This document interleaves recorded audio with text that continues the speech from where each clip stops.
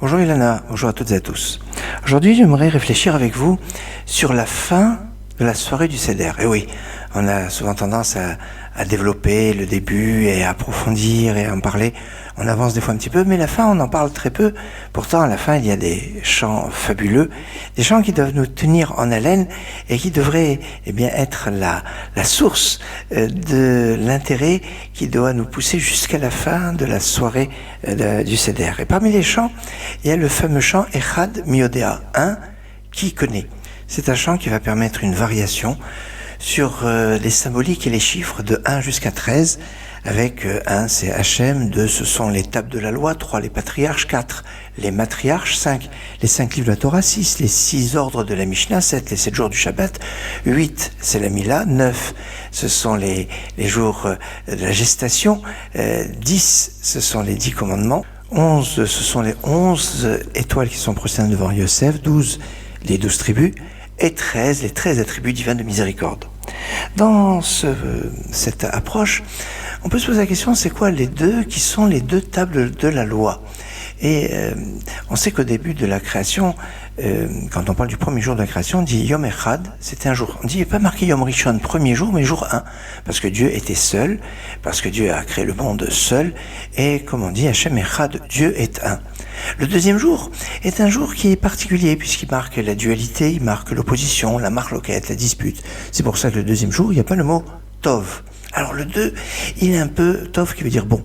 Alors le 2, il est un petit peu pas terrible quoi.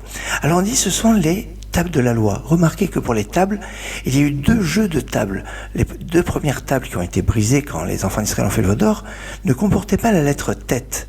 Tiens, tête qui est la première lettre du mot Tov, le bon, qu'il n'y a pas le deuxième jour de la création. Ainsi, peut-être que ce qui va permettre de redonner le bon au deuxième jour de la création, qui parle de la dualité, c'est justement la Torah. La Torah qui commence avec un bet, le bet de Bereshit, le bet de la bracha, le bet de la bénédiction, le bet de l'opposition qui permet en fait l'unité, et c'est pour ça que c'est la représentation des louchot, des tables de la loi. Excellente journée.